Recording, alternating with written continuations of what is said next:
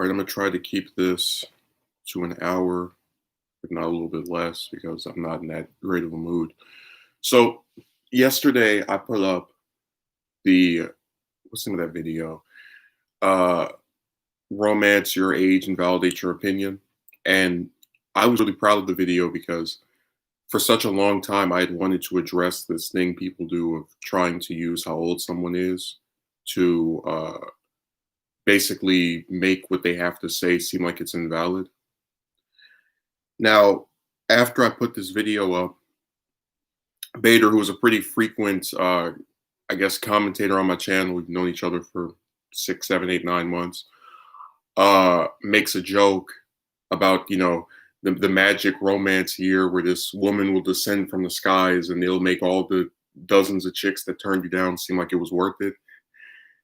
And I laughed at it. I almost started responding to it, but I didn't. So I wake up because I put that up at midnight. And I'm going on my stream to make sure the audio is good. I put it up on at midnight rather, like 12, 1 o'clock. I wake up, I look in the comment section again to see if anybody else has left anything. And there were some more comments, and most of them were decent. But somebody responded to Bader, and they were like, because Bader said you're 20 in reference to what this woman had said in this comment, that if you actually watch the video, I state was a conversation that took place at least over a year ago, because I haven't spoken to this woman in over a year. So the person who responds to this comment is like, I thought he was like 22, but it seems like he's been 20 for a long time. Now, I talked about before how one of the things that really pisses me off as a content creator is that you have this phenomenon where you'll do a video and you try to go in detail, you try to have some level of explanation for the things you're talking about. And then you have these people who come in the comment section who seem to almost purposefully go out of their way to not understand what you're talking about, or to have questions with something that's answered in the video. Because I clearly say during the video, it's been over a year since this conversation took place. In fact, if I can remember correctly, I think the dates of the conversation are even in the video. I'm not sure. I have to go look again. But I do state at one point that the time that's elapsed is at least a year. So that would mean that if she's saying it over a year ago, I'm at least a year older than that. But, I've mentioned how old I am before. I've also mentioned how tall I am before. And for some reason, I keep having these men who are so curious about these two, I guess, traits of mine. To where I even had a person who came on one of my streams about, I think it was a month ago, 6 weeks ago, and started asking about my age and if I was with anyone. And again, it's this weird phenomenon where the people who are most curious about romantic crap with me happen to be men. I don't know what that is. But this was just like, it was an annoying comment, right? But I've also talked about how in the last 2, 3, 4 months, I've really tried to make more of an effort of diversifying what I put up on here. Some weeks it's political stuff. Obviously, that's the majority of the content, but you'll also get a Dragon Ball video, and then sometimes you'll get a romance one. I hadn't done a romance one over a month. So I get more irritated if I see a lack of commenting, because the excuse used to be that, oh, this is all political stuff and I don't care about politics. And then you give them different topics or things to talk about. And when they still won't say anything on these, very different videos, you almost start to feel kind of jaded in a way. Again, that's just my position on this matter. So after looking, I'm about to sneeze. YouTube has an option where you can put somebody's name in, and you can type their username in, and it will tell you how many times the person has commented. And this year, we're in the 10th month of this year. This person has commented so out of all my videos this year, they commented on 2 of them before the trash they wrote yesterday. Now, the first time was 2 months ago. So again, there was a 2-month gap between them commenting on any of my stuff. And then there was a 6-month gap between them commenting on any of my stuff. And when I looked at this and I saw and remembered that, again, for the last couple of months, I've been going out of my way to diversify what I put up, I got pissed. Um, I didn't say anything to them, but they no longer have the ability to speak on here because I just think there's something wrong with the idea that you can put up all of this different kind of stuff and these people get to like selectively pick when they want to acknowledge the fact that you're a content creator on here. That's why I don't take any kind of like guiltiness or bad way of thinking about this when I get rid of them, because if being on here was such a big thing for them, they would have responded or commented a lot more often than 6 months each time.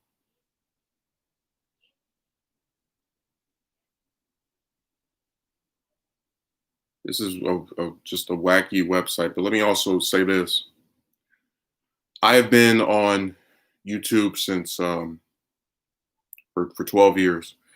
And I remember that when I came back after this, I had a hiatus in 2014. I said, I'm going to start fresh. I'm going to try to do this regularly because I used to upload on here, but much less frequently. And the whole point of trying to be an active part of the website was to see if, there were expectations I had. And the expectations were, while you understood that people couldn't comment every day or even every week, when you get to a point of month after month, these people just ignore your stuff. They don't say anything. How the hell can you expect to get larger on here ever?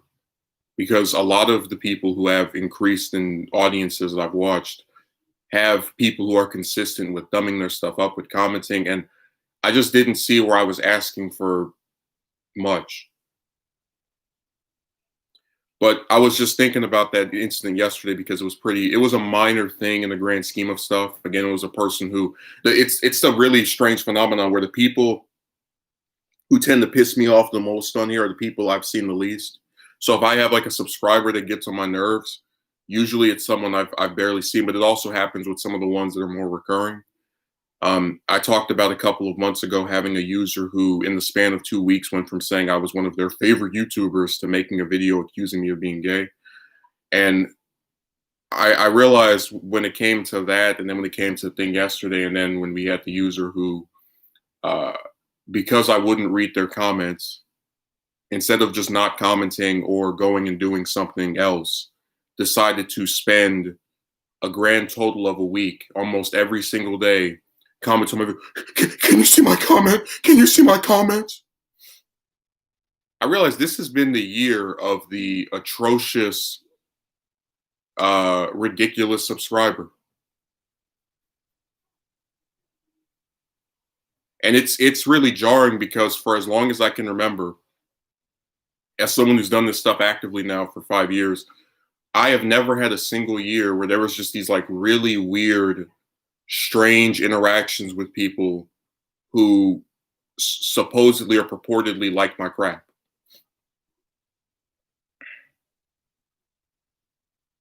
I've never seen it before this year. I never had someone who claimed that they were like so hurt that I wasn't speaking to them go a month or 2 months without commenting on any of my stuff, uh, which theoretically would mean that they're not that interested, or they can live without speaking to me if they're actively ignoring the one way to interact with me. But then when you purposely are not saying anything to them, they start freaking out.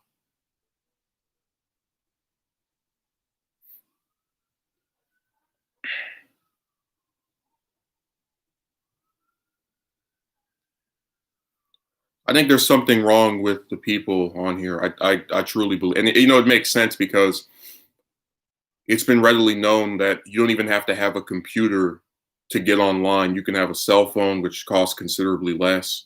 You can go to a library and get on their computer. Just when you consider how easily accessible the internet's probably more accessible than food at this point, if you really think about it, because there's no there are while there are places to get free food, there seem to be more places to get free access to the internet. When you consider that, it makes so much sense that why the people on here act the way they do.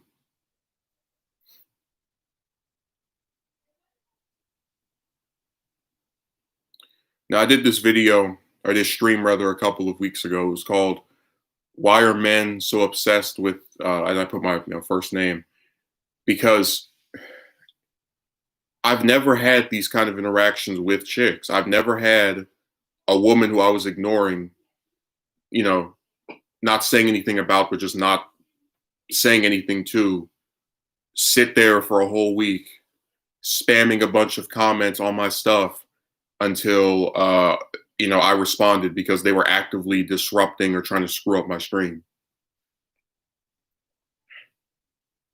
And that's not normal. And I made this point when it was going on. Most people, when they unsub from someone, that's it. When they unsub, when they get disenchanted, they just leave. They don't sit there and try to like screw with the person to get them to say something to them. And sure enough, that same user who did that, who was like, "Oh, I consider you my online chat friend. Please keep speaking to me," went back to doing the exact same thing he did that elicited my decision to not say anything to him, which was not commenting any of my stuff. But then, you do a stream and then they want to write 99 different comments. I just find that to be a really incredible phenomenon. Oh, I don't know what to say about all of these dozens of videos on different topics. I can't comment on any of those, but if we do a stream, I can, write several paragraphs.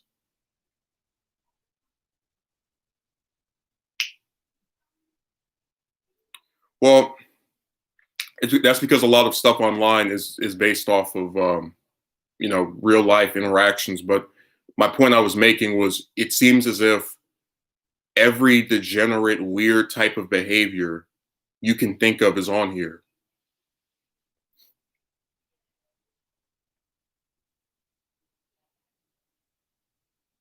And it's because the internet is like, what's a good way of saying it? I would compare the internet to probably like a prostitute where it has no standards. You just have to be able to pay for it or have someone else who can pay for it.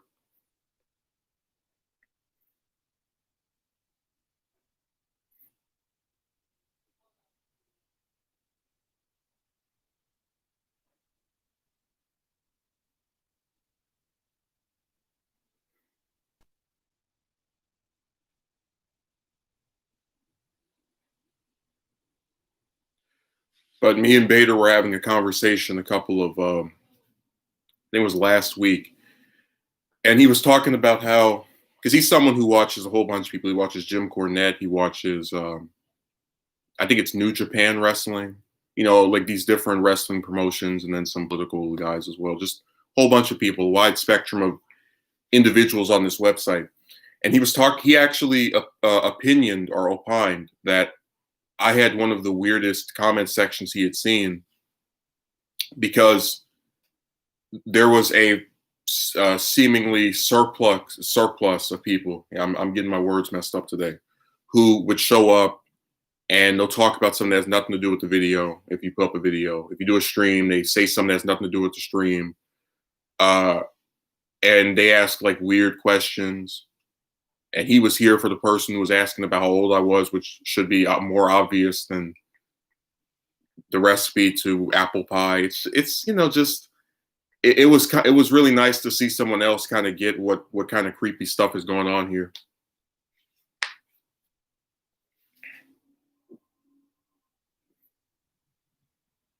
That's really funny, Dio. You can't apply for a job with the internet, but you have to then go to them directly. So it's like we can make it to where you have to go online to apply for the position, but then if we want to speak to you, we can't speak to you on the computer. We have to see you in person.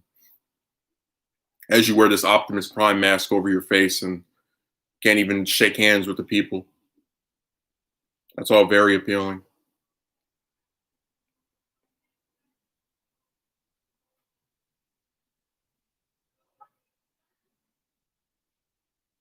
It was pretty funny in a way, that comment, because referring to the one that caused this person who commented twice in 8 months to get yanked, because it's so emblematic of the problem I have with people on here, where you'll discuss something and then they jump to a topic that has nothing to do with what you were talking about. And really, what was even crazier about the comments is that you're asking about this person's age on a video where they're talking about how their age should not be the determining factor in whether their arguments are legitimate.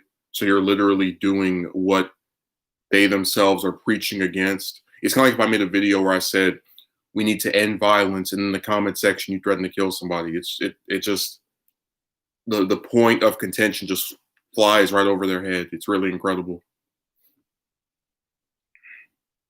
But I realized a lot of people are like that. When I did the admits jealousy video, there was a part in there where I mentioned, because I was playing these like old different clips over it because I had recorded new audio. And that's why I didn't do it after that, because this clown was like, "Is this an old video?" And then I had one of my moderators mention that during the video I actually brought up the uh, Kobe plane crash, which was less than, I think, 2 or 3 weeks after that video came out, which should have signaled that it was new, because how the hell would I bring up something that just happened a week ago if this was some ancient fossil of an upload? Just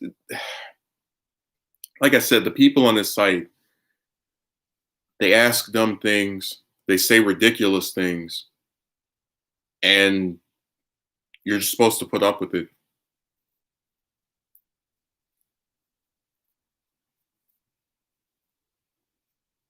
No, all of these questions these people ask, if they just watched the stuff, they could figure out. And that video was less than 20 minutes. They didn't want to watch it. But let's pretend the video was old. If the argumentation is good, does it matter if it was made a month before that or a year before that? There are videos on this website. What was that Charlie bit my finger thing? That was up for 10 years, and people were still commenting on it. Well, it's still up, but my point is, that's what I was talking about when I said there's like this weird antagonism that comes out of the comment section that I just don't see for other people. Because when this user made the video about me, I was expecting to have what I was saying actually be critiqued. So, they can register up some counterpoints to my positions, because I do believe that's very possible, to have a justified reason to not agree with somebody. But instead, I was treated to an almost half-hour video where a person was saying that me asking for an apology was not that deep, as they spent hours grabbing clips from various streams of mine to make their argument against me wanting them to attempt to reconcile after doing something that pissed me off, while accusing me of being gay.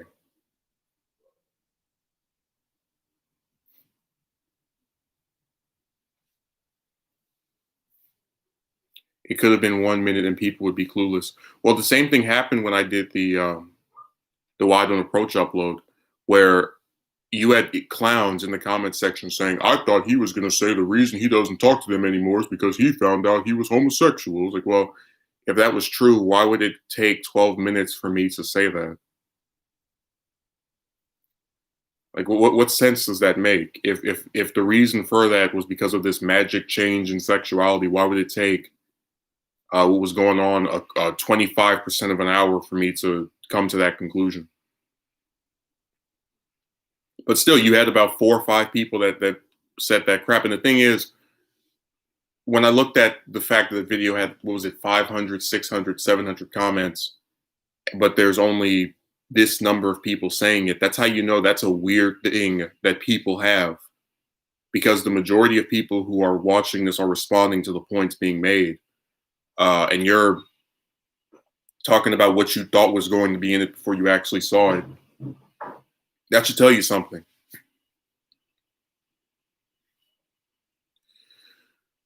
Yeah, I'm just sick of this damn website. The people on here act crazy. They get in the arguments for no reason. I just don't understand it.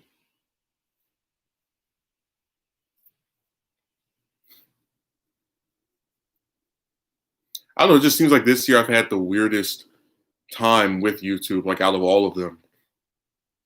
Because even if we don't say, like, if you look past the subscribers, there was still the thing with the Discord snake.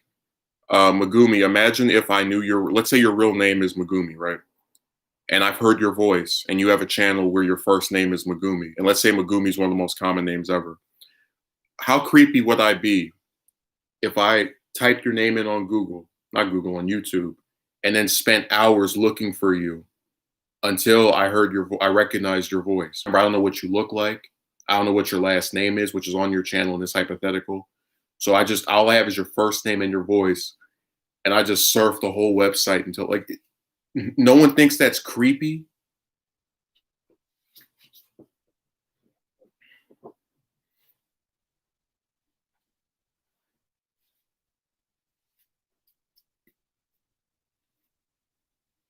And again, the guy who did this thought he did something normal, and then had the nerve, the audacity to ask me, was this a bad thing? I was like, well, dingbat, you wouldn't have done it behind my back if it wasn't. If I hire a private investigator, let's say Dio asked me for, let's say I asked Dio for his address and he doesn't want to give it to me. So, and I even gave this example in the video. I get in my car and follow Dio around whether he's in the car or walking on the street until I see him go in the house and lock the door behind him. And that's how I get his address.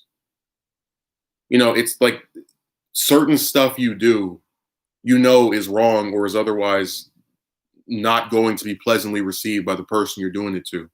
But see, that kind of thing, in being the reason, like one of the reasons I cut off that person, is just to say, I don't tolerate this weird behavior. You can do it, you can participate in it, but my response is to no longer engage with you.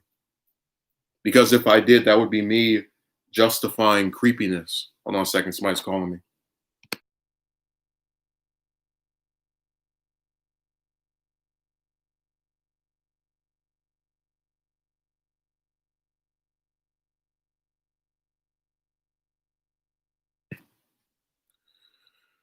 That guy sure was very persistent, hell bent on searching you up. What the hell? Yeah, and you got the other thing, Megumi, is that this was a person who, like the real one of the other reasons that there was a multifaceted reason I was creeped out by, but one of the reasons I was disturbed by it is that I had not spoken to this person in over a year, and when they did this, I didn't give them any new information. So for over a year, they had my voice, I guess, and my first name, and he didn't do anything with it. When they start speaking to me, oh my God, now I have to go look up this person's stuff.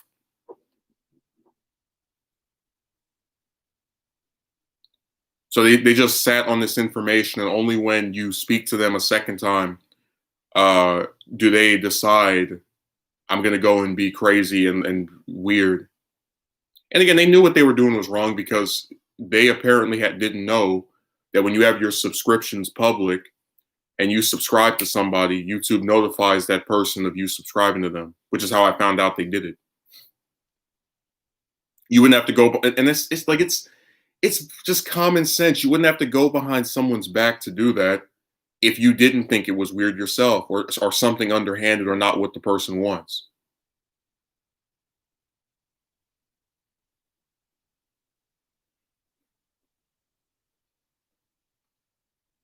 But again, people online, they have a way of justifying things to themselves. Oh, maybe if I do this creepy thing and he doesn't find out about it, if he eventually does find out about it, he won't be so disturbed. It's like, no, it's still creepy. Goodbye. I spoke to him maybe two more times after that, and it was it. But also, there were a couple of guys, and again, you gotta understand, I do not speak to people who I'm not like a friend with or just I don't consider to be some close ally after a certain point. So I've seen people I used to go to school with in public, and unless they say something to me, I don't say anything back because it just there's no reason to. Um, there have been about two, possibly three different users who have come on my stuff this year, and they identify themselves as having attended this one school with me, which I know what school they're talking about. It was one I went to in 2014, 2015. And every time they showed up, and it was mostly this one chick who acts like I don't know who she is because she hides her face because that's what people do on here. Every time they show up, I just want to roll my eyes so far back into my head where they just fall out. because it's like you've waited 5 years. Why are you now interested in reuniting with me? But again, that's like the weird stuff people are doing on here and have been doing on here in this year in particular. I had a guy who I went to school with in, I think it was eighth grade, ninth, and 10th, who I hadn't seen in at least 3 years. When I was doing the stream earlier this year, just randomly typed hello. And I recognized him because he had his, real name. It's like, I didn't say anything. I was like, why are they here? I've had two of them, him and this chick or whatever, will come on my stream and say hello, and then you don't respond, they disappear or they vanish. Again, people who I haven't spoken to in literally years now so hell bent on trying to reconnect with me. It's like it's strange. Wanting to pry on your life, possibly. Well, yeah, but you gotta understand this with all these people, because I remember a good chunk of these individuals. If you gave them your number, they didn't call you, they didn't send you a text message, they didn't try to go see a movie or do anything with you in person at all. And now, years later, it's like they've come to regret their decision. They want to reconnect. It's like, get the hell out of here.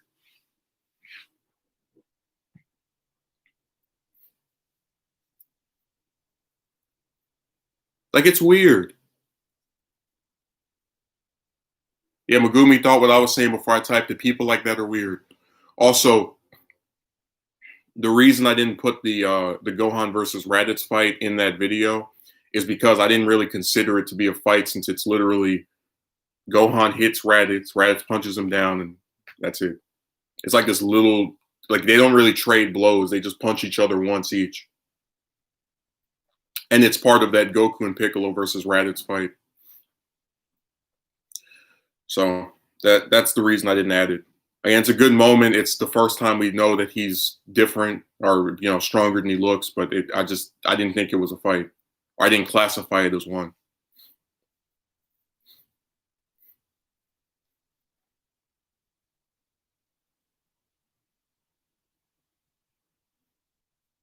No, the Bootanks fight really is aggravating, because if they had ended Z with that, where after Super Buu literally kills everybody, Gohan shows up and beats him, I would have had a much higher opinion of that arc. Yeah, it was. Like I said, I have nothing against the scene itself. I thought it was too short to be a fight. The contents were mainly what made me think that. And I really like that Gohan versus Lavender fight, because it's one of the few times in Super, and really anything after maybe like the Frieza saga, where you actually have characters trying to use strategy to win, instead of whoever hits stronger wins, or whoever can punch with more damage wins. And that was the first time we'd seen him. Like, if you discount GT, because it's not in the same continuity as Z and Super, like they're their own different timelines or whatever.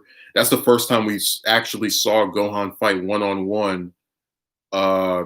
Since Resurrection F? Like, really, basically since the Buu saga. So that's why I put that in there.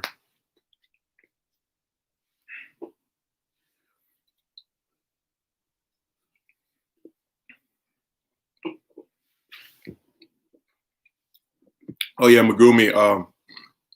There's a lot of little trivia stuff I know about the production of Dragon Ball that a lot of the fans I don't think are aware of. Like with the movies, the ones for Z, I know for a fact that the guy who wrote those was mandated to have Goku win in each one of them. So they weren't having that as the ending to each one because they thought it was going to be this great story idea. It was just because they were mandated to do it that way. Which again doesn't automatically make the films bad, but that's why a lot of this stuff I don't really like that much, because the people aren't writing it because they think they're telling some good story. They're doing it because they think it's going to sell the most merchandise.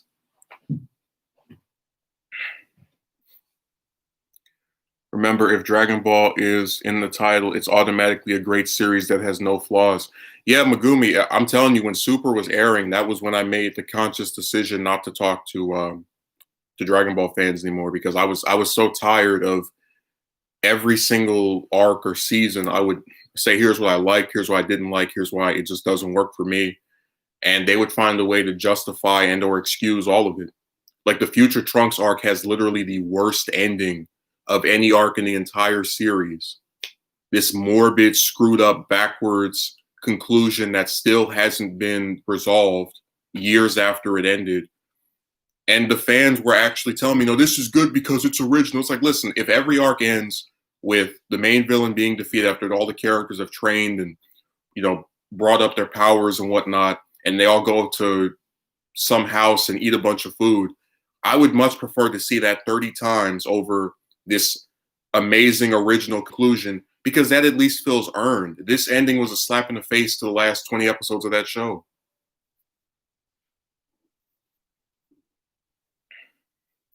Dragon Ball fans are brain dead. There actually is a Dragon Ball fan who made a video about Dragon Ball fans that called, and I mentioned this earlier, they called me and other people brain dead for wanting the Saiyan Gohan in a movie about Saiyans. That like there's something wrong with us because we think Goku's son should be in a film about Saiyans on Earth.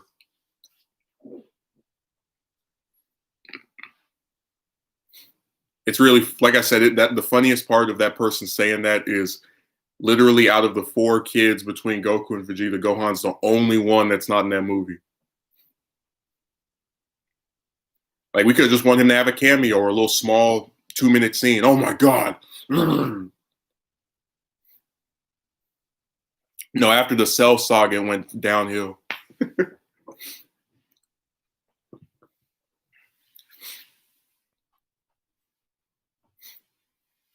The Buu saga was the first time they had multiple villains and they like really made non-Saiyan characters just not be able to do anything.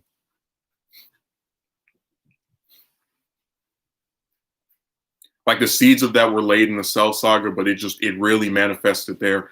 Like I said, I don't have a rose-colored view of Z because a lot of the problems for the later shows come from Z. Like if Z didn't make the decision to have the ending be Goku and Vegeta beat Kid Buu, I really believe the other shows would have been more inclined to focus on other characters. That's a great way to write characters in the long run, huh? I mean, again, the Buu saga is the first time I really felt like I had my time wasted. Like you have Piccolo teach Goten and Trunks how to fuse, and then all their fusion ends up doing is getting absorbed by the main villain who ends up not even being the main villain at the end. You have Gohan get this big power up, and then all Gohan's training ends up doing is making him be a punching bag for the main villain before he absorbs and gets another form. Like it just, I didn't see the point of any of that.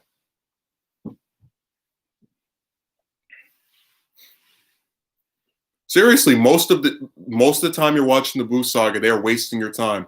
A lot of people really like Majin Vegeta.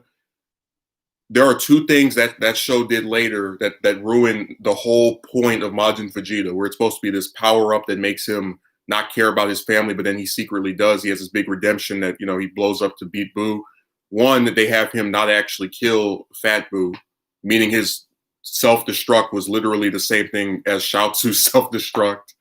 And then we find out Goku had Super Saiyan 3 in his back pocket the whole time and was just wasting time fighting Vegeta. That the power-up he got still didn't even make him come within any close meter of the power of this person that he was so obsessed with trying to beat. Just another complete waste of time.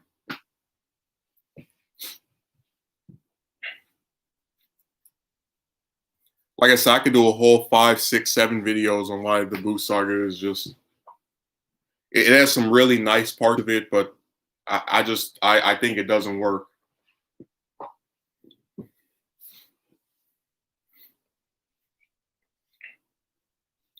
DBZ has glaring issues upon rewatch. Well, I'll put it to you like this. I think the issues started during the latter part of the Cell saga, because I've even critiqued that at some points, but they just really just blow up during the Buu saga. That's when everything just hits the fan. Goku should have been absorbed by Buu, not Gohan. Goku shouldn't have even been in the story after he went back home to, to the other world. Hey, let's have Gohan be separate from the rest of the characters and do all this training so he can beat up Buu for a little bit until Buu gets a new form and beats him up, and then have him get absorbed too and make the villain stronger. And then we're gonna have Gohan get unabsorbed just to die while he's asleep because Kid Buu rage quit on the Earth.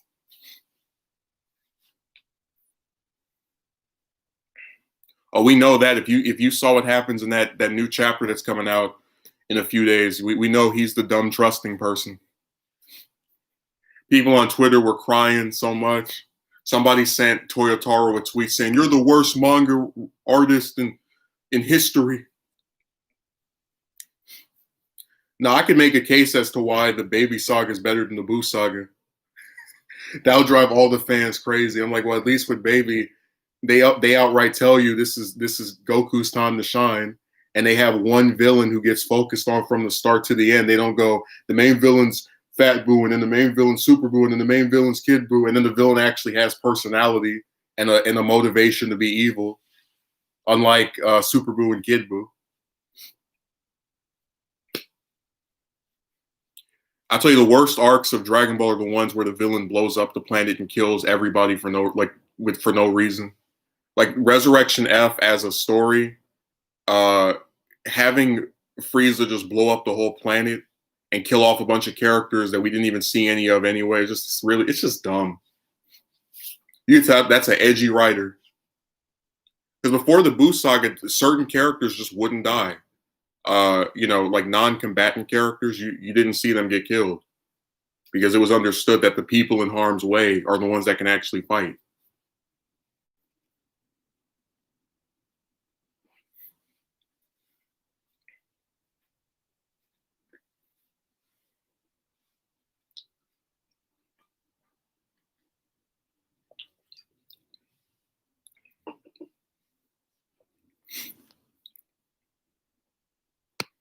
No, the Buu arc is just. I get why some people like it. If I had to rank the arcs of Z, I would give the Saiyan Saga a 9 out of 10, the Frieza Saga a 10 out of 10, the Cell Saga probably like a 7 or an 8, and that's my favorite one. I'm still saying it's weaker than the other two, and then the Buu Saga like a 5 or a 6, or maybe like a 4 or a 5.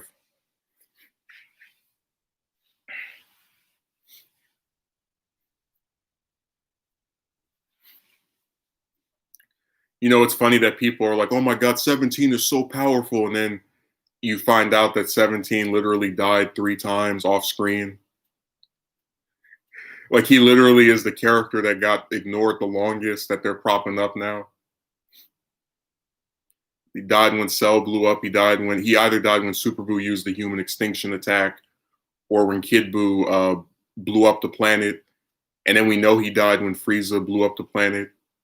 So they just kept killing him off without even using him in the story. That's how backwards Dragon Ball is. They'll literally kill off a character that they don't show for like years just because they want to be edgy. Now, first form Cell was. After that, it was a little bit goofier.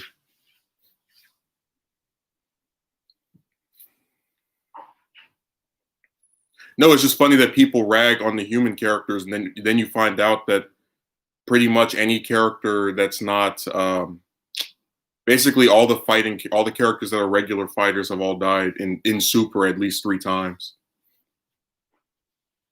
Piccolo's died 3 times. Vegeta's died 3 times. Piccolo, he survived in the Resurrection F movie, and then they killed him off in the show, and I thought it was the stupidest thing in the world because they literally brought him back right after. So I was like, what was even the point? But the point was so they could make people feel emotionally invested in his death because he sacrificed himself for Gohan, except we don't feel anything because we don't even see them interact or on screen most of the time.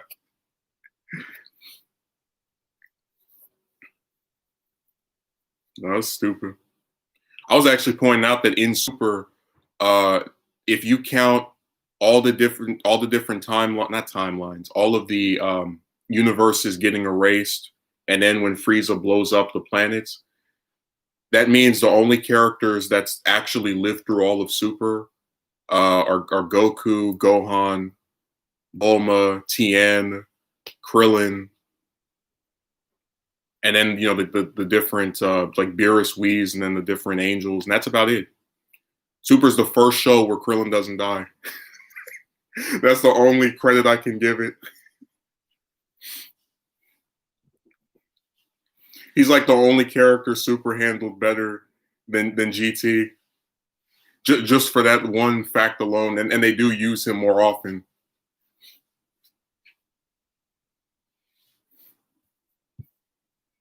The other reason the Cell arc was so good is because Goku wasn't always the strongest fighter in the arc at one point. Piccolo was at one point. Vegeta and Trunks were. Well, that's why I said it felt more like a team of people that were actively trying to do something instead of just waiting around for Goku. Because really, it wasn't until Super that this like thing of just waiting for him started. And then the problem with Super a lot of times is that they'll have all these other characters around and they won't let them do anything. Like with the Goku Black arc or Future Trunks arc, whatever. They have Gohan, Piccolo, and Krillin in that arc, and all they do is sit around and talk to the people who are actually doing stuff. They don't try to train. They don't go back to the past or Trunks' timeline to fight Black, just nothing. Hell, and then they could have let Piccolo teach Trunks the Mafuba like over maybe like an episode or two, and they literally have Trunks learn it from a recording of him on Bulma's phone. Like, it's stupid.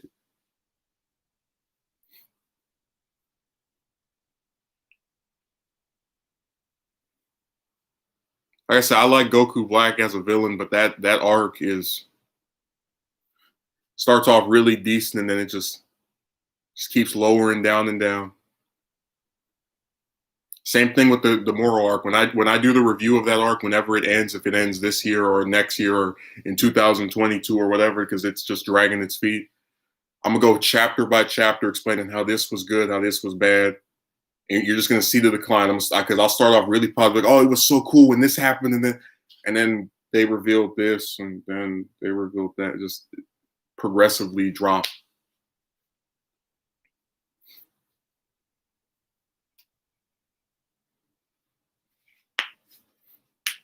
Same thing with the Boo saga. Up until Super Boo showed up, I kind of enjoyed it because they didn't kill off any characters unnecessarily. They had a very interesting villain, like different villain with Fat Boo. And then we get this generic version of him that kills a bunch of characters that they're not even using for, I guess, shock value.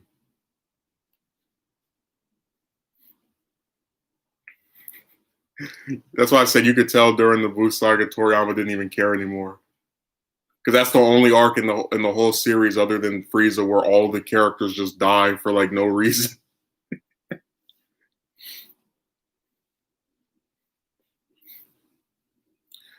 Well, yeah, Megumi, most of the time when Super's appealing to me, it's because they're using other characters besides Goku and Vegeta. I don't even dislike those characters. I just think they're used so much that it's like a breath of fresh air whenever they focus on someone else.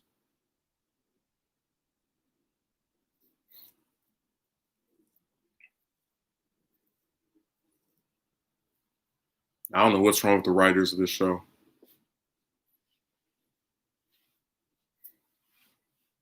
And they really are some tricksters because they will get you to think something's going to happen and then they'll do something stupid. Like when they said that Kibito Kai or whatever, Kibito, unfused from, the Goku and Vegeta show.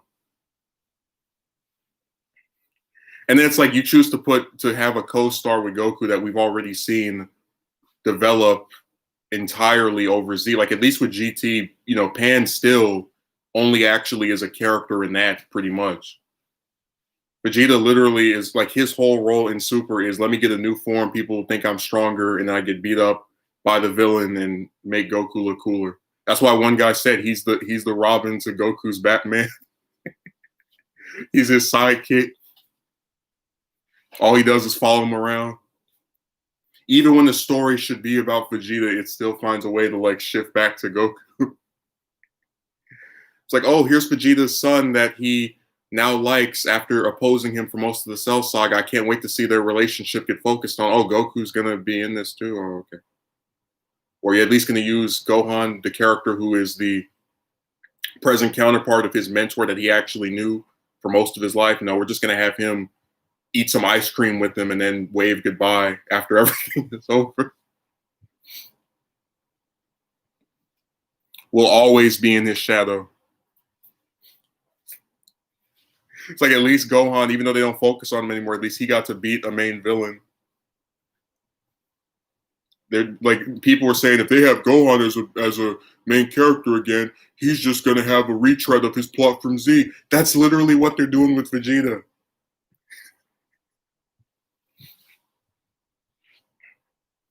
I don't know why we can't just use characters that are interesting. Like I don't know why they have to have all this development, but whatever. Akira Toriyama is worshipped too much, and everybody's afraid to tell him when he has a terrible idea. Yeah, a bunch of yes men. Well, that's why I like his editor. His editor made the Cell Saga much more interesting than it would have been. If it wasn't for his editor, we would have never had 17, 18, or Cell. Possibly not even 16. That's why I said a lot of the background production stuff tends to make things more interesting. Because I said before, GT was supposed to be in space the entire show, and then one of the production members was like, "No, we got to get back to Earth." And it was through their intervention that Vegeta even had a role in that show, besides being possessed by Baby. Like he literally was just going to be there at the start, and then maybe like show up once or twice throughout the whole show.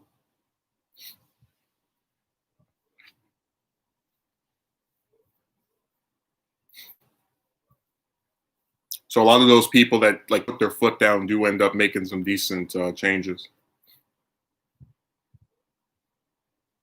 We would have just had Hero and Fat Android.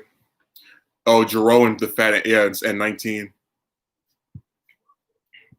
I really don't know how that was going to work or just what way they could have made that interesting. Because Jiro's a pretty interesting villain as far as making other villains. Like that's not a thing. I guess he's kind of like a smarter version of King Piccolo. Like more, they both create sons in a way to fight Goku.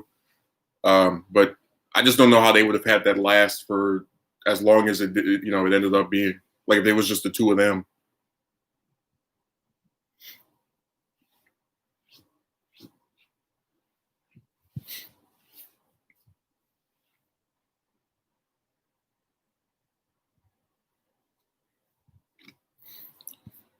Yeah, this show is a really aggravating thing to be a fan of, I'll tell you.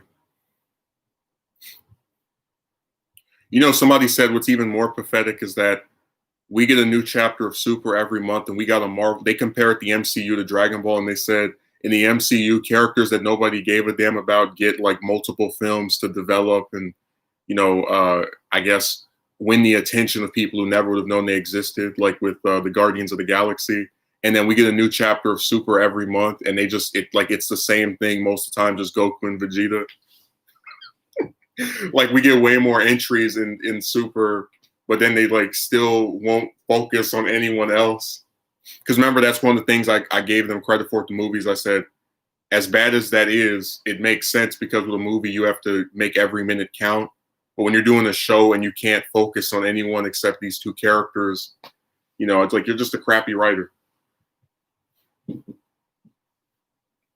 Just like with the Tournament of Power, I was telling people if they couldn't focus on all 80 characters in the tournament, then just don't have that many. Have 40, have 30, have 20. It's really not that hard. Like they create their own problems. Nobody told them they had to have 8 universes participate. A lot of fans would be hurt by that statement. Yeah.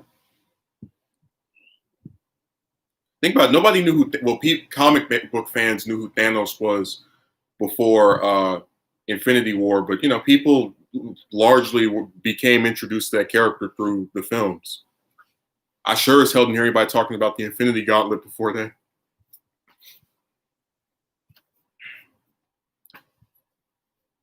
It's just really sad. They have a Dragon Ball has all these interesting characters, and they're like dead set on not using most of them, other than to get beat up.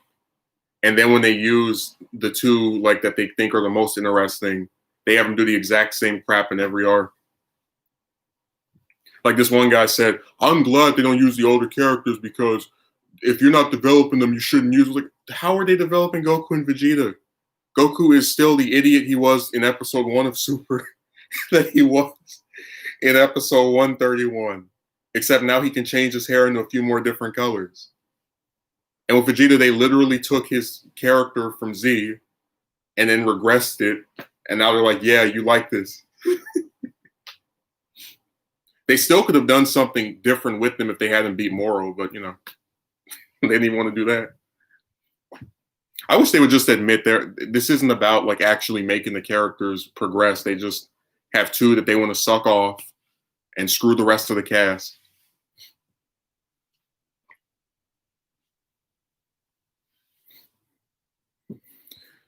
I think they're eventually going to delve into the other universe alternate timelines. Well, Dio, the problem with that is every year of Super, I kept getting told, "Oh, this is when it's going to start doing something different."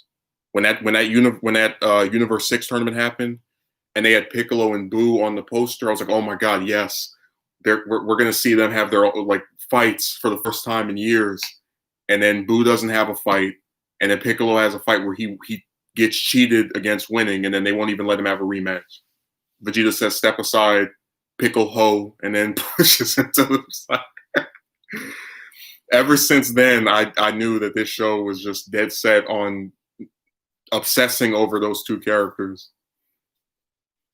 They literally turned Goku and Vegeta into Venom and Carnage in the 90s, where people, like when Maximum Carnage came out, everybody's like, "I love Carnage, yeah, give me more of him." And then by the end of the 90s, people were sick of him.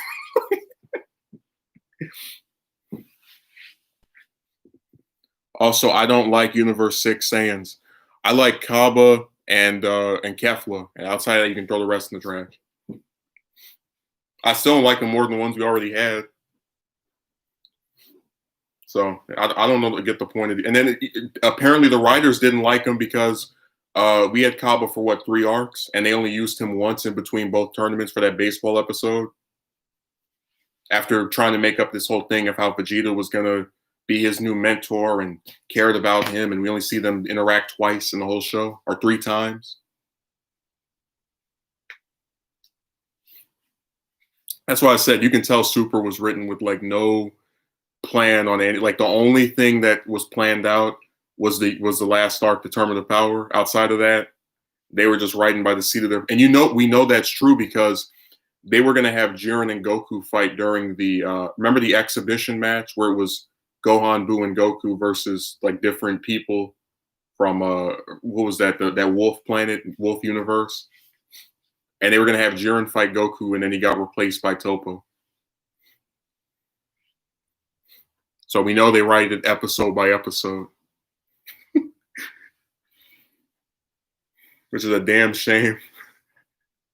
Because remember, Toriyama's supposed to be the one that writes by the seat of his pants, and then instead it's like if he's writing by the seat of his pants, they're writing by their crotches, like even lower.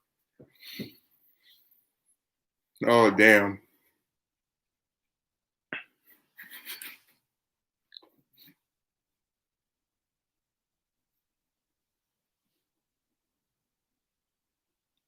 Now this show will drive you nuts the more I think about it. They wrote Super by smashing action figures together. Yeah, they're like, this Goku has red hair and this Vegeta has blue hair. Pick them up.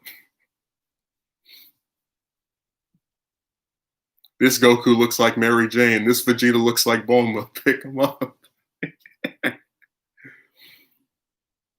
Some of the laziest looking forms I've ever seen. Like I saw some people who are like, "Oh my god, Super Saiyan 3 is so ridiculous because the hair is long." It's like, hey, that and Super Saiyan 4 have their own distinct appearances. They don't just give you a hair color change and say this is the the whatever. I'll take those any day over what we have now.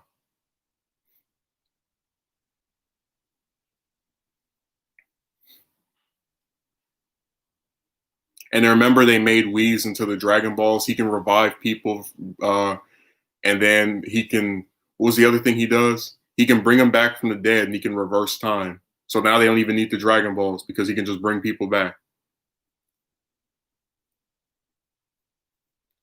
Which I think actually is a plot hole because if he could bring back Frieza during the Tournament of Power, and that was only a couple of hours after he was brought back for that day, why the hell couldn't he have brought Piccolo back when during the Resurrection F? It's just they don't know what they're doing. What from do you like most? Oh, what form do I like most? Um, Probably the original Super Saiyan. I like three and like I would say I like the numbered ones the most as a group, but two doesn't really get used ever anymore, which is really insane since it was supposed to be the first form perfected.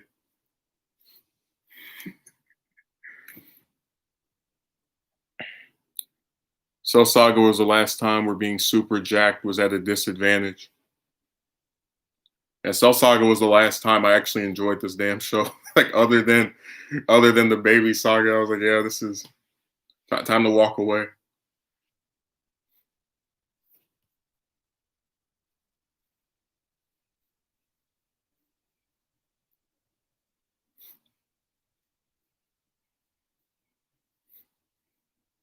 No, remember Super Saiyan 2 was like all the little BS forms like Super Vegeta and the big old buff form that Trunks had, those were all supposed to be failed versions of Super Saiyan 2, which the story presented as the pinnacle of power and the true mastered form of the first Super Saiyan. Now it doesn't get used at all ever.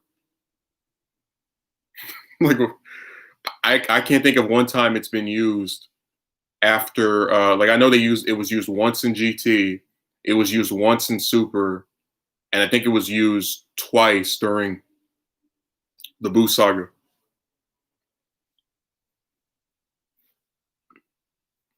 I just think it's really weird. We're not going to use the stronger version of Super Saiyan. We're just going to keep using the base one because reasons.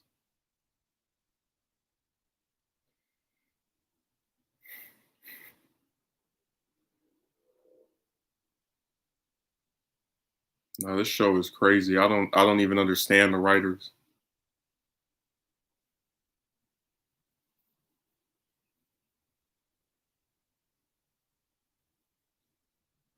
So being a Dragon Ball, like being a fan of Dragon Ball outside of the games is like being in an abusive relationship, like where you just keep hoping that it's going to get better and then you just get socked in the face every year.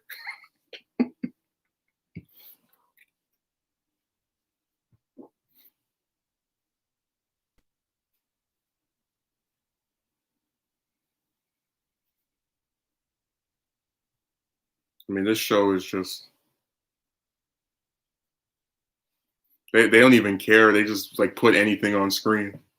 Same thing with the Broly movie where everybody was like I thought it was an okay film. I've talked about why I didn't really like it as much as other people do.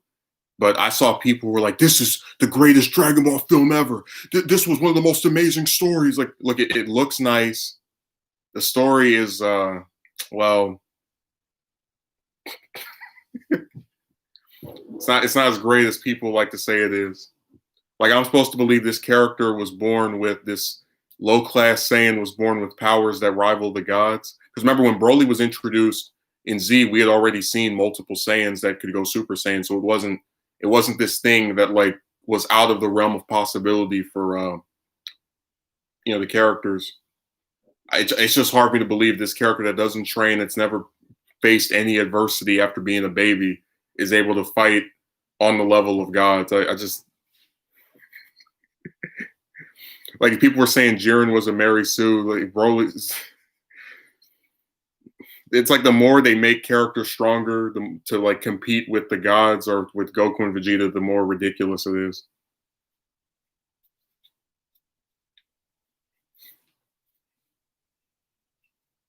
I'd rather they have brought Yu Yu back than Dragon Ball.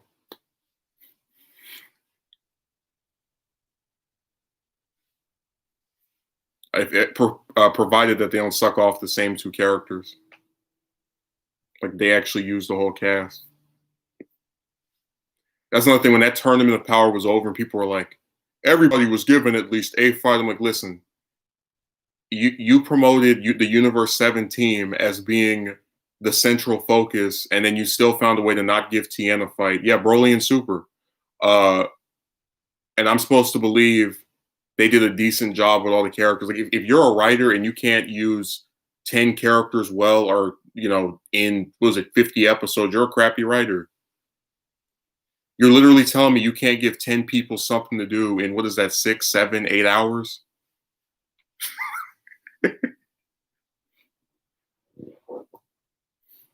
Like they defend everything. But yeah, Broly and Super is just kind of like a whatever character. Like he's better than the other one in terms of personality, but he's just a hell of a lot more contrived.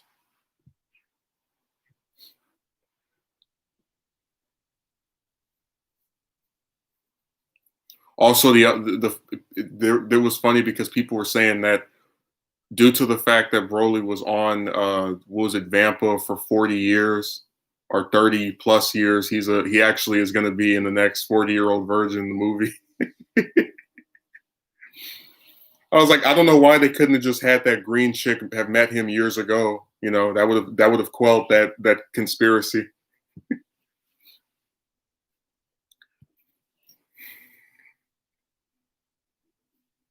Oh, I know it was Dio. I saw some of it when I was younger.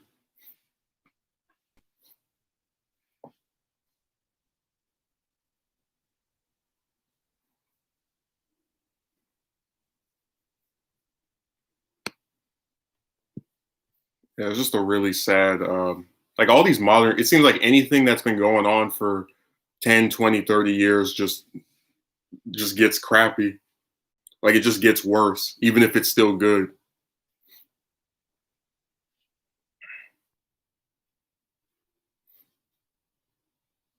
It's really sad.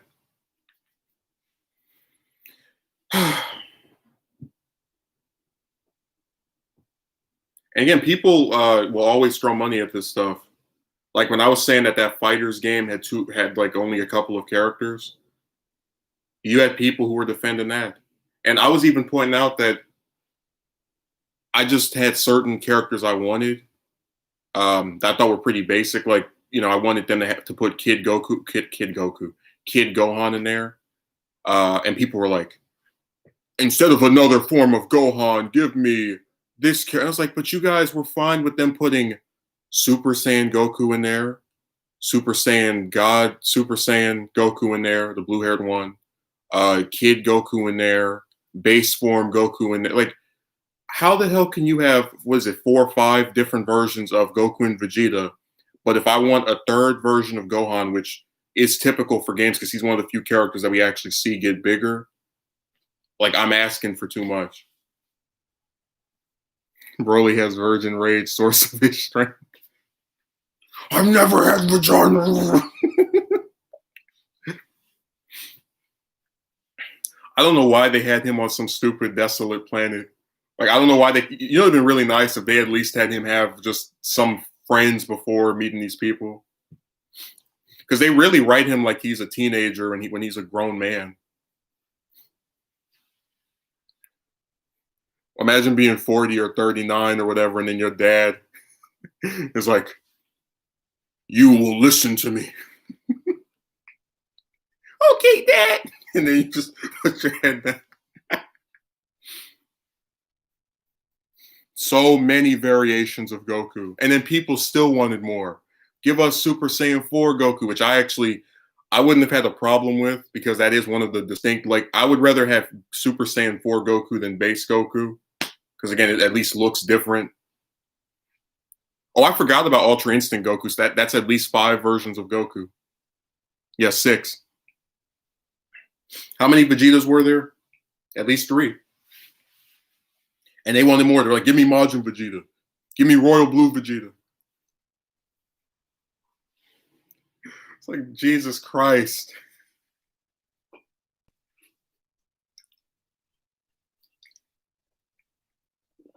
Can we get some different characters for once? Can we get Chi-Chi? She hasn't been a playable character in a game since, in a fighting game since Tenkaichi 3. And even in that, they didn't have her adult form. Her adult form Hasn't been playable in I think 12 years. There was a I forgot it's like Super Dragon Ball is the name of the game where that's the last time we got you could play as her as an adult. But instead of giving us some characters we haven't seen be playable in a long time, they're like, no, let's just keep sticking the same people in there over and over. Pui Pui DLC. Super Boo isn't even playable, which is insane to me. I was like, we have him in the show way longer than Kid Boo. Why the hell isn't he in this? Yeah, 6 of the same character. You can go look up the roster. They've got Ultra Instinct Goku, Blue Goku, regular Super Saiyan Goku, Base Goku, GT Goku. What's the other? There's another one they have, I think. But there's at least 5. Like you can have a whole almost 2 teams of Goku. And remember what they kept telling me. We want all the characters to play differently. And some guy on that Kensenshu form actually said, as long as the different forms play differently, I don't see the problem. I'm like, all right, I can't wait for them to do a game where half the roster is Goku. And then you'll be like, well, where the hell are the basic villains like Cell and Frieza? Well, all the Gokus play differently, so that's okay. Give me fat Gogeta. Was it Viku? Is that what he's called? Because the failed fusions have their own names by the fans.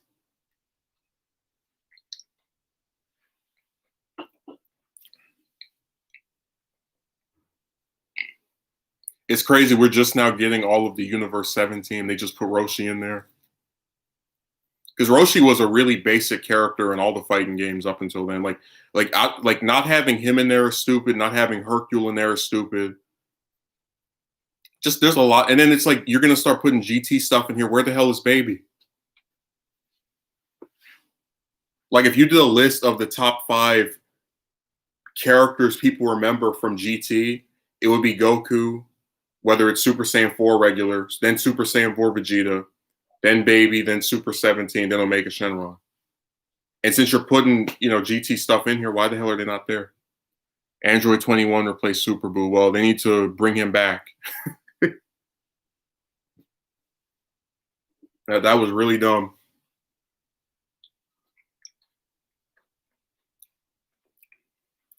So I said that game has so many basic characters missing, and fans were like, they have to work hard to make the characters play differently. And I'm like, well, hell, if it takes them that long to stick that many in there, then let this game come out in 2023 with a roster that's worth half a damn.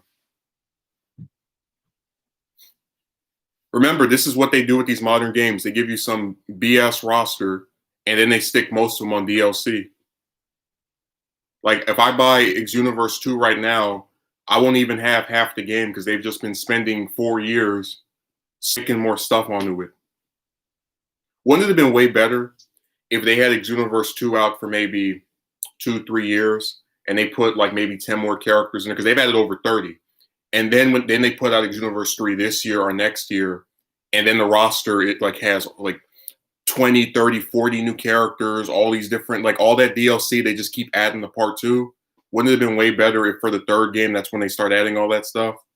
So it actually feels like this massive expansion of what you had before. They don't want to do it. I was really shocked that game took that long to, like, it still is going. Because the first Xuniverse came out in 2015, and they put out the second one a year later, and now it's been almost half a decade. they're still pumping life into this game. Someone said Xuniverse 2 is like the video game version of Vladimir Lenin's corpse. That's a leader of that's an old Soviet leader who died about 90 years ago, and they've been like preserving his body so you can still see. I mean, look at Super Smash Brothers. They barely have all the Nintendo video game characters on there. Well, see, Smash Brothers is different because that came out during an era where DLC wasn't really a thing. Whereas with all these new Dragon Ball games, whether it's Fighters, Kakarot, which is the stupidest name for any Dragon Ball game ever, whatever, or Xuniverse, they're just sitting here and having all this DLC pumped into them years after they come out, so they can just they're just too lazy to make a full game or another game.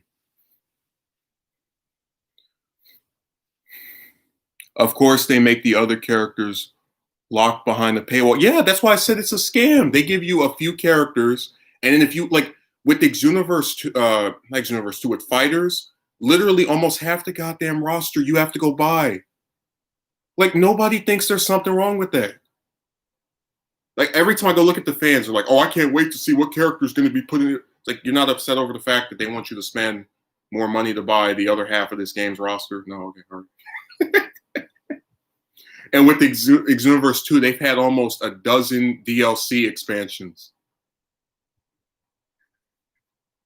and literally over 30 characters they've added for that game since it came out. Like, why not just make a third one with the characters in there?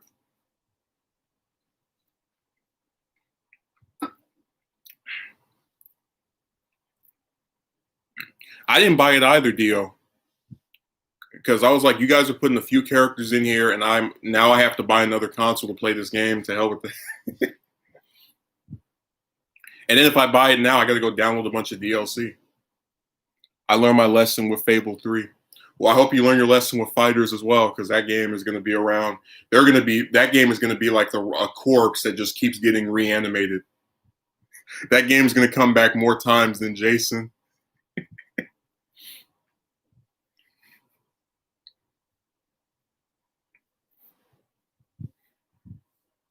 That's a nice little scam they have going there. It's really sad the fans don't care to, point it out ever because they just like, and again, liking the game is what I expect because they are decent games for the most part. I think Kakarot's not as good as the other ones from what I've seen, but whatever. Uh, it's just really obnoxious that they're going to keep pumping all these content into these games as they age instead of because I thought it was normal for after 2, 3, 4 years you pull out another game. That's what Mario does. That's what Sonic did. That's what Legend of Zelda does. Metroid, whatever. Like only with these Dragon Ball games do they all just have this weird thing of, hey, this game is out and it's been 3 years and we're still putting more stuff in it. That's like them admitting, yeah, we rushed this crap out. That's why I said DLC has made video games lazier. Because back in like 10 years ago, 12 years ago, when you put out a game, that was it. There was no further expansions. It was done. You had to hope that that game you put out was considered finished or good on its own on the merits of the released product, not stuff you could add later. And remember, these games are expensive as hell. $60 for one of these bastards, not counting all the money you spent on the DLC. And nobody thinks that's weird. Oh, and then my favorite thing about fighters is that people are like, "Oh my god, I love this roster and how all the characters play differently." This guy, so Bader assembled a list where he showed the characters people play with the most. So what this means is that even though the characters, let's give people the benefit of the doubt and say they all play differently, right? Even though they play differently, that actually disincentivizes people to play as all of the characters. Meaning that because they focus so much, because I've tried to make this point before, just because something is different doesn't mean it's good. And the fans recognize that, which is why they don't play with all the characters in the game.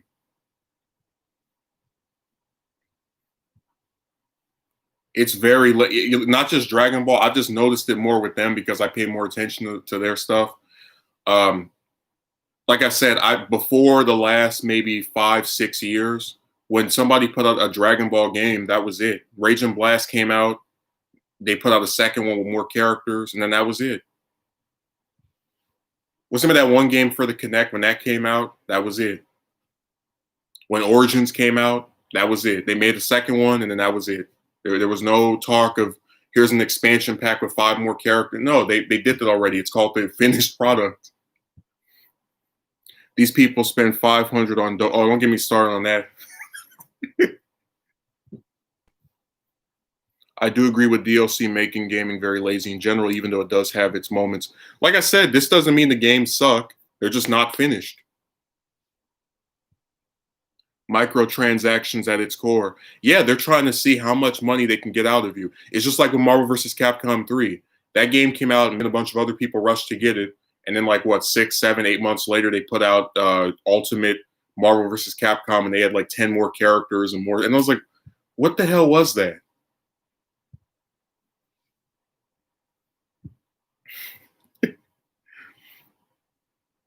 And that wasn't even DLC. They released the same game with like 10 more characters months later, and we're not supposed to be pissed.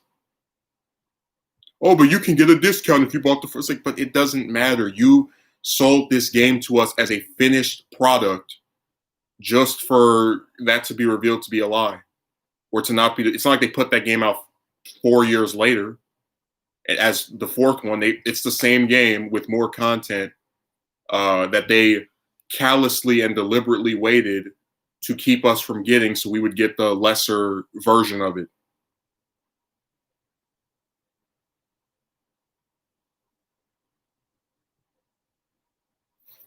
That was the first time I saw one of those games, like just for being slimy. Look at all of my amazing DLC.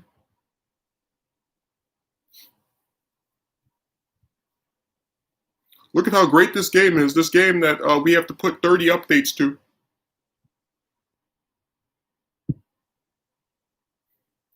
Yeah, but between the fans and the companies, they'll drive you nuts. Like the writer of the Dragon Ball stuff have like a weird boner for Goku and Vegeta to where they don't want to use any of the other characters, and then the makers of the games are all playing the same scheme of rushing out some unfinished crap, and then hoping that like the fans, knowing that the fans will go and buy up all the DLC. I guarantee you those what was it, 12 expansion packs for Xenoverse, by the time they get through updating Xenoverse with all that DLC, you'll probably have spent more on DLC than the actual game.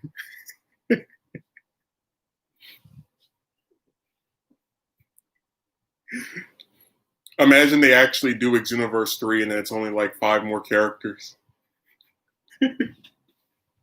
That'll be a true ripoff.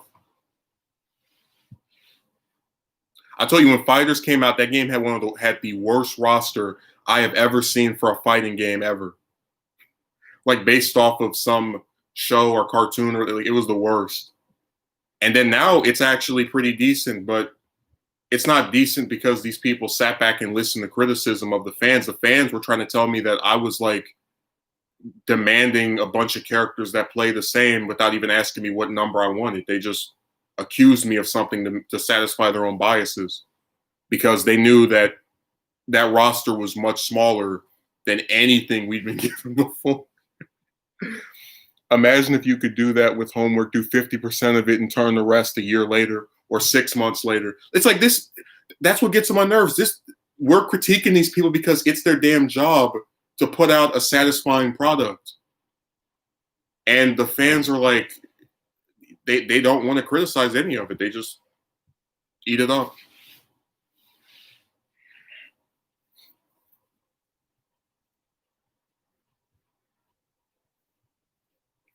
So I said people just are really like when you become a fan of something so much to where any basic criticism, like I've seen Dragon Ball fans deflect criticizing the show or the series.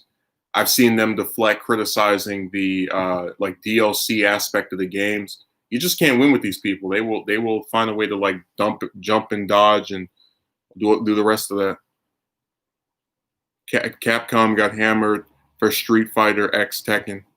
Yes, sometimes fans do speak out, but I'm just saying from what I've seen from Dragon Ball fans, you can't criticize any of it. Or if you do, they try to delegitimize your opinion without even knowing like what you actually want.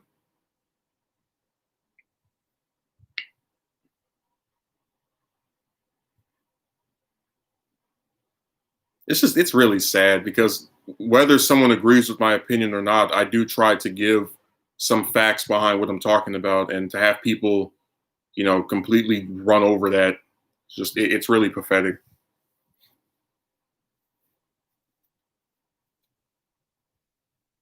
I can't wait for Megumi to make a Dragon Ball game with 20 characters, and then if I say this is too damn small, people tell me that I want 100, even though I've been satisfied with just 40 in the past, and then he puts up 40. he makes the roster go up to 40 in 2 years, but you have to buy a bunch of DLC when he could have just waited 2 years to put out the full game with 40 instead of 20.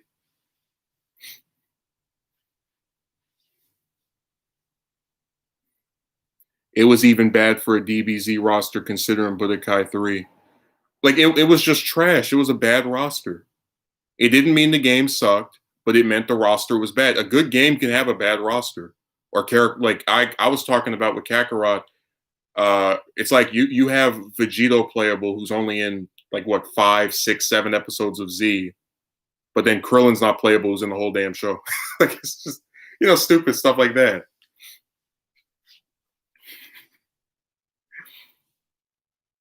Again, as long I guarantee you, when they put out, the funniest thing in the world would be if they put out Fighters 2 in like 2 or 3 years, and then like if you pre-order, you can get some Dragon Ball toilet paper where it's like orange paper with little red stars on it, and the fans will buy it. And then some fans will be like, "This is so nasty." Like you have an unrealistic expectation. You probably want 3 more characters for your pre-order. I'm like, no, I just don't want this toilet paper.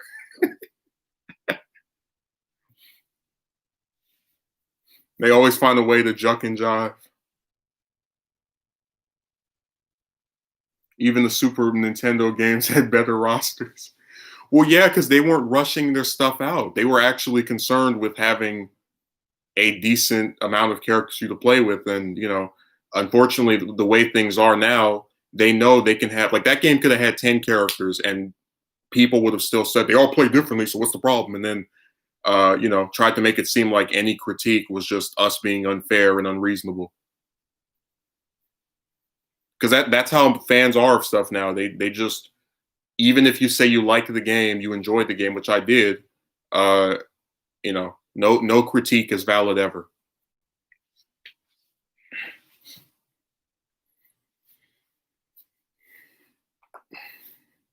Just like when I talked about like maybe 2 or 3 months ago, I was thinking of making my own Dragon Ball show. Um, and again, it wouldn't even be to like, I guess, make it more popular than Super. I would just tell a story that I think would be more fulfilling than what we got from that show, because it would actually be planned out as opposed to, oh, what new form is going to sell the most merchandise?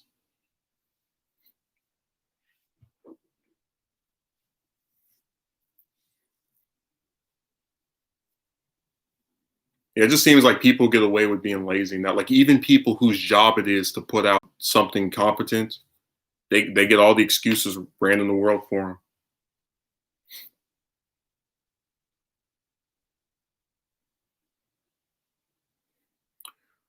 Yeah, I was thinking I'm probably the top 10 Piccolo fights video. That'll probably be up either, I don't think tomorrow, but maybe Tuesday, because I haven't started on the script for that yet, and I don't want to just start writing a whole bunch of it tonight and then feel like overdone, feel my fatigue set in.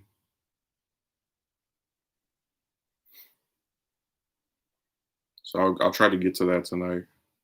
I'll try to start on that tonight and then put it out in the next couple of days.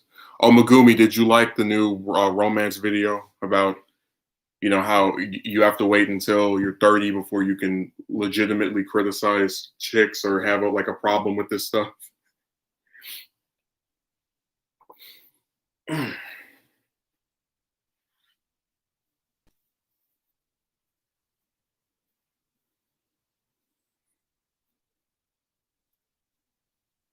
Megumi must have vanished. Hey, the guys that what's that company that made fighters? They were like, we need to silence him. He's reacting too positively to this stuff that's being said of us.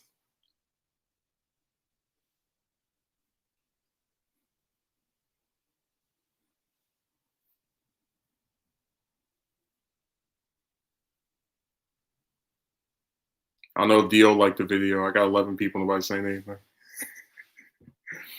What kind of paradox is that? It's really weird too because online it seems like everyone has something to say about everything, and then there are like those awkward pauses with streams. Yeah, did you see it? You remember the part where she said, um, because I mentioned if you have to be a certain age to get with a woman, how the hell did these younger classmates of mine get with are these people whatever? And she was like, well, they might have been more whatever. I'm like, but think about it, if you're saying I act differently as an adult than I did when I was that age, then how can you assess what personality I had based off of how you currently know me? This is stupid. Definitely agree with the points that were made, but they don't even care. They make the most contradicting arguments for why they believe something just because they want to. Like you literally said, I don't come across to you as just wanting a date, as you're trying to tell me about how you thought I acted when I was 13, while admitting that you believe I act differently from 7 years or 8 years ago.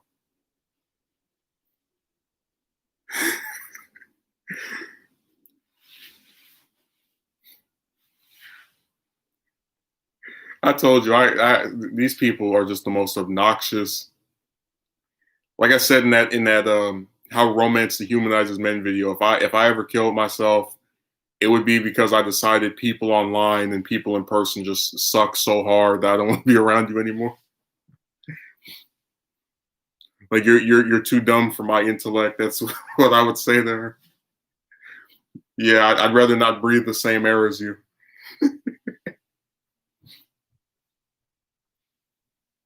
The things they tell you seem like they don't think before they say. Yeah, like imagine feeling empathy for a like trying to tell a guy whose relatives didn't want to help him pay for school that you there was more you could have done, but then trying to justify a dingbat opening her legs to have a kid she knew she couldn't afford from the time she found out she was knocked up, and saying that she had so much trauma and abuse and that's why this happened. And you're saying that about a broad you don't know while telling the guy you do know that he could have done more about this thing with somebody else's money.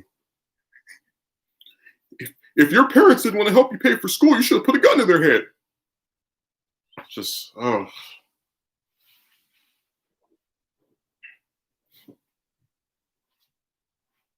Megumi, the reason you didn't get a date when you were 13 is because you weren't as sociable as these other boys, even though I just met you this year and thus do not know how you acted when you were younger. And I actively believe you act differently than how you were younger. So then my opinion on how you currently act should not factor into how I think you acted several years ago and I didn't know.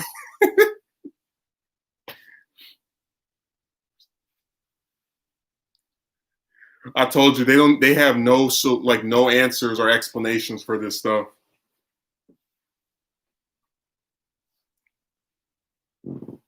Because really the main answer, Megumi, is that if you're a man and you get turned down by chicks, you're supposed to like just keep trying with no reason to believe it'll be different. Just you're supposed to be this you've seen Charlie Brown before, right? Where he tries to kick the football and she moves out the way. That's supposed to be you. You're supposed to just keep thinking you're gonna hit the football one day as it's constantly being moved out of the way for you not to kick it. I might as well just wear a yellow shirt with a black stripe. That's how I am with that romance crap. No, but like the reason that I can't remember the exact number is because like in the last 2 years before I stopped talking to chicks, I went on Reddit and I was like I almost was on there every single day in the R for R section messaging different broads. That's why the number got as big as it was in that last 2 year span. And again, that's counting all the times they didn't respond back. So they would be like, "Hey, please speak to me. I am so interested in talking to you." And then you don't hear anything back. Or you do hear something back, like the one that I think I mentioned this before, the one that was writing all that sexual crap to me and then out of nowhere stopped. And then you found out she was dating some clown in real life and then was trying to friend zone me. And I was like, yeah, no, thank you.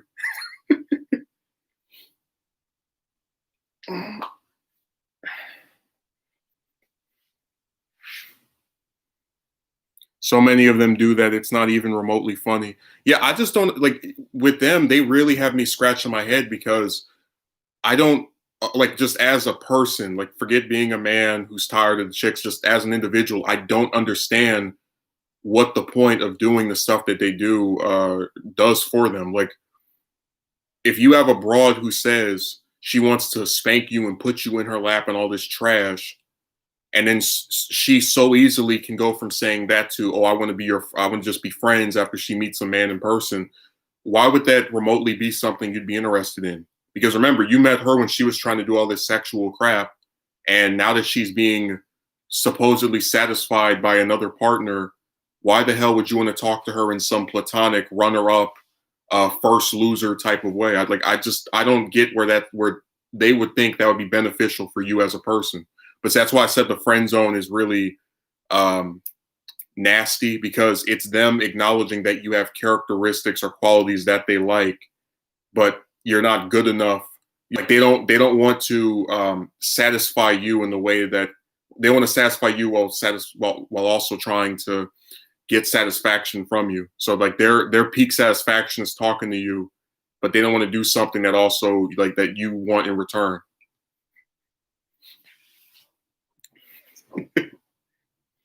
And hell, if this other guy is so good, why do you need to talk to me? Like, think about that. If he's so great, why do you need to talk to him? Like, Megumi, if you had a partner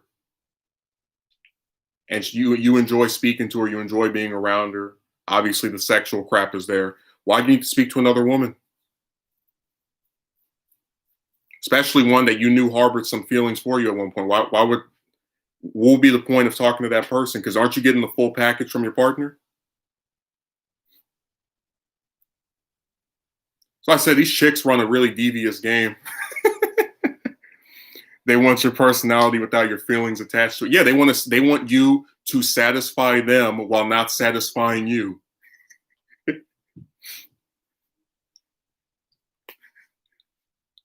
That should be a T-shirt, and then have it like the person it's attributed to be named the friend zoner.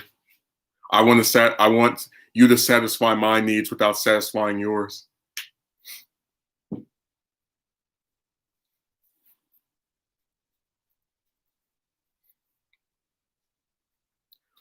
Hey, Megumi, you've seen them call me the I word over, and I had a guy come on my stream about 2 weeks ago calling me that, and I was like,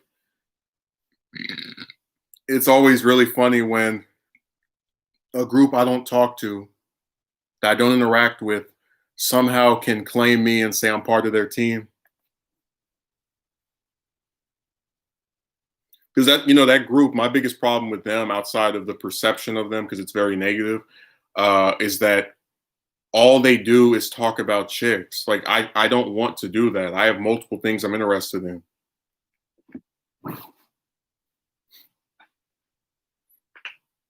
That's why when they try to lump me in these little boxes, it doesn't work. It's like, you have no confidence. That's why you can't get with the woman. It's like, no, I'm pretty confident when I talk about political stuff, or when I explain why this modern Dragon Ball is trash, the story wise, and why the people who make the games are scamming you out of your money with their unfinished products.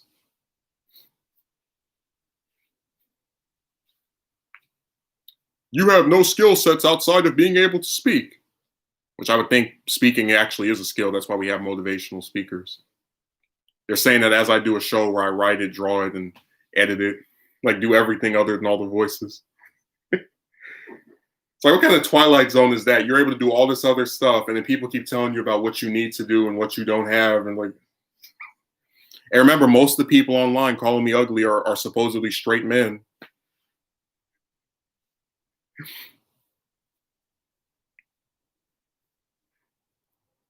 So the romance stuff really has exposed to me just how stupid people are. Like, oh my God.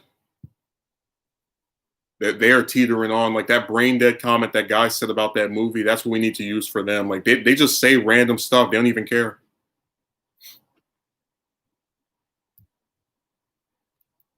If I went and opened up my comment section again, where you could go see all the stuff that's been written.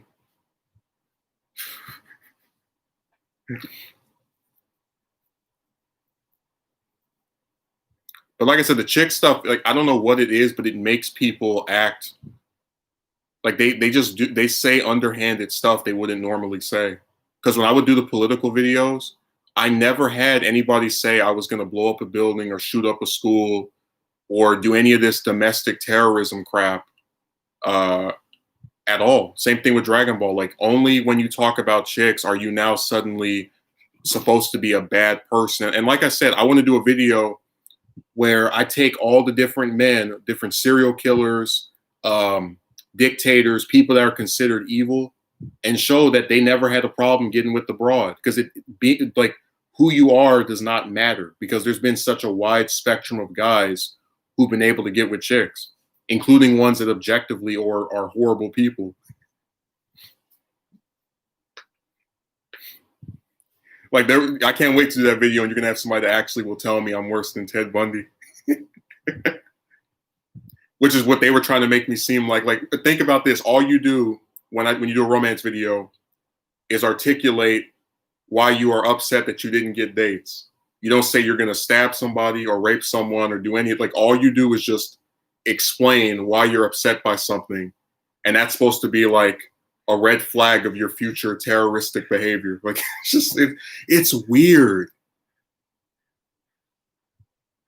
These hoes are pathetic and lazy. I think you could say that about a lot of people. I think the argumentation against what I say is very lazy. Like if I do a video where I explain or articulate what chicks do that's bad, and then someone's response to that is, "Well, you're ugly."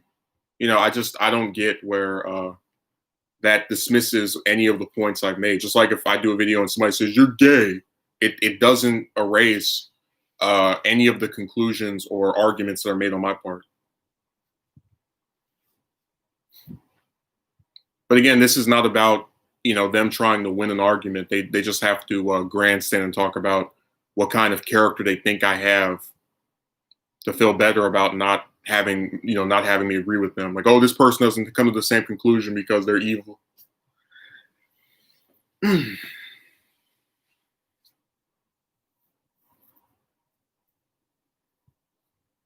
People online are so damn weird.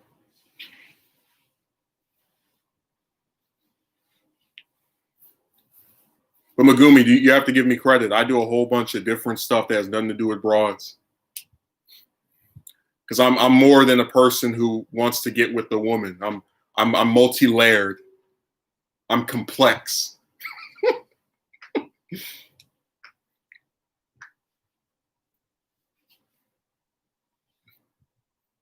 And like I said, if these they really try to make it seem like me putting up a video is some like awful thing. Like there are people who rape chicks, who kill them that they're in relationships with, who abuse. Like I don't put my hands on any of these people. And the most evil thing I say about any of them is like calling them a name. And I still don't put out any of their pictures or their voices, anything that could be traced back to them. I go out of my way to protect their identity, and I'm the villain. That's that evil person that makes sure the chicks he's talking about are protected.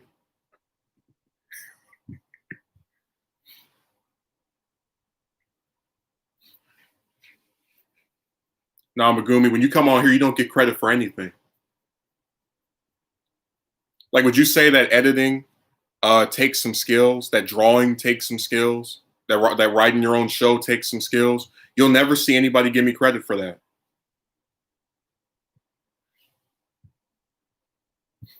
Certainly not among these romance people, because their thing is to try and frame anyone that disagrees with them as the villain, as being morally inferior to them. That's why they have to do all this grandstanding.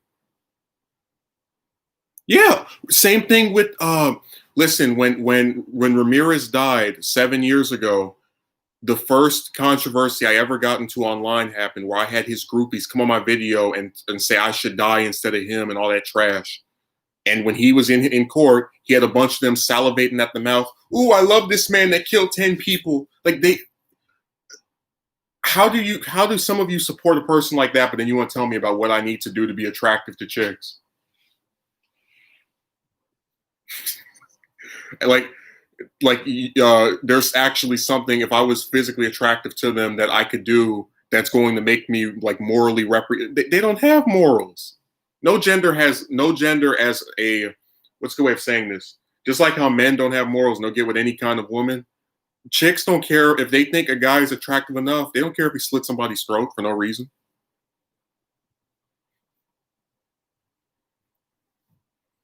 That's why he was successful at murdering women. Yeah, they would go off and, ooh, you're so pretty. Then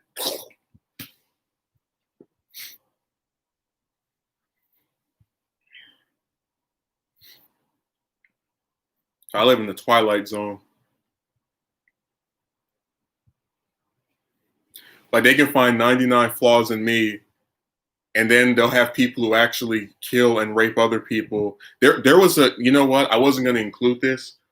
You can look this up. It was the murder of Tyshawn Lee. This little boy was about 7 or 8 years old when he was shot in Chicago by two thugs that didn't like his dad.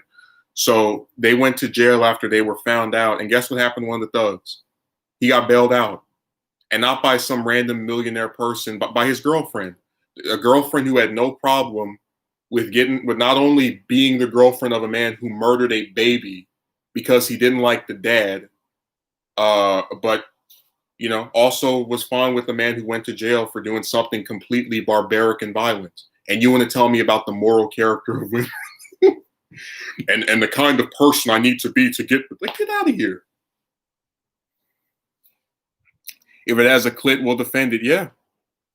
But just imagine that, Megumi, that we can, I can literally do an entire video. It could be an hour long, possibly, just showing all these different examples of men who have done objectively horrible things to people. We're not talking about being a scammer or selling joints or anything that's non-violent. Killed someone, raped some, whatever, and they still were able to get with somebody. And then I haven't done any of that, and I'm supposed to be the villain.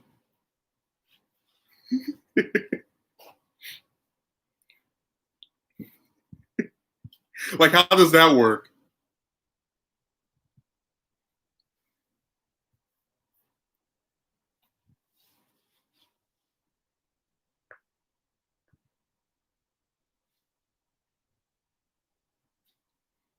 Exactly. So why do these people have this weird tendency to just dismiss or overlook those facts?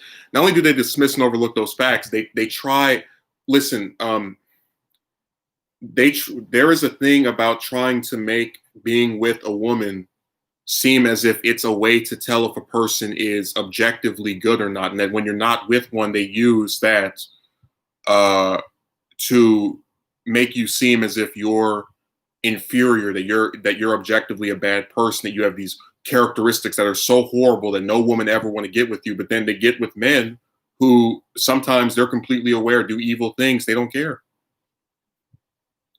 Supporting people sucks. They deserve no effort.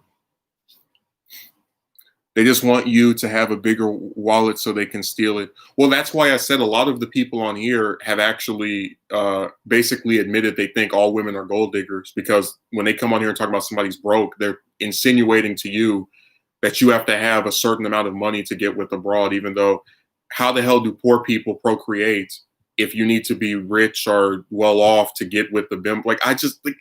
Who buys this crap?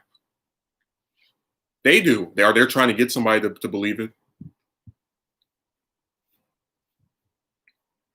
Think about it, Megumi. If you need to have money to get with a woman, how do these people in these low income, poverty, they really want you to believe that these women who have nothing, that don't own anything, are able to just meet these millionaires that knock them up?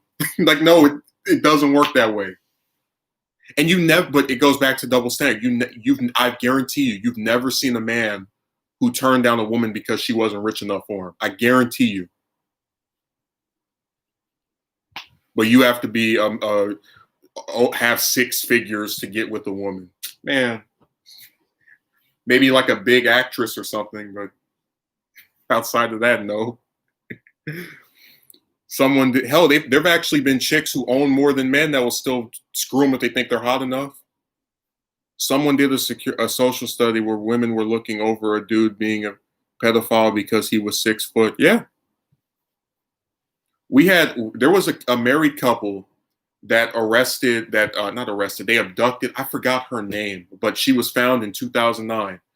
They abducted this girl when she was about 10, 11, 12. And then the man would have her in the shower with him and would put her in little different weird places of the house and molested her, and she ended up having 2 or 3 kids with him. To where by the time she was finally able to just walk around and be free, she was conditioned from when she was a child to, want to stay with his creepy self. But again, in that situation, he had a wife who was completely complicit and supported him doing this to this girl. But people want to tell me about the morality of women, and if you can't get with the woman, that means there's something wrong with you. They only pick men who they're able to see good qualities in, and women want. It's like, man, get out of here. It's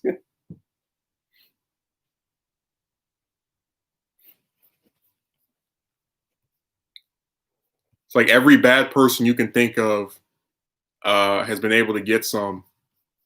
Hitler had a wife only for 24 hours. He had a girlfriend. Stalin had a wife. Mussolini had his share of tacos. Like, who are they fooling?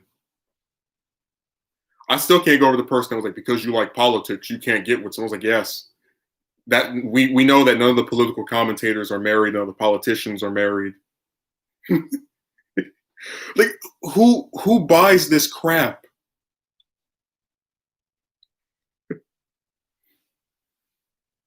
Well, I'm glad somebody finally asked that instead of trying to tell me what I like.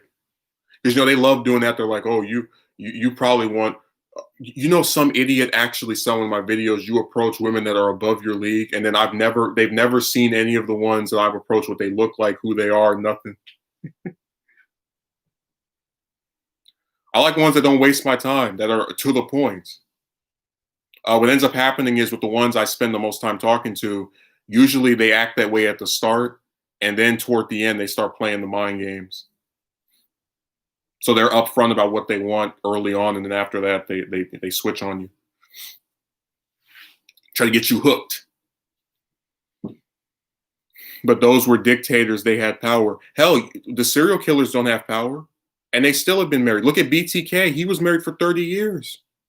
Now his wife didn't know about it, but still was able to get some. Women that can't have an intelligent conversation are beneath my league. Well, I told you a lot of these chicks, I end up having to like be tongue tied because they don't like politics. They don't like just nothing. I don't know what to talk about with them because they're really they just don't seem to be into anything other than putting on some hair.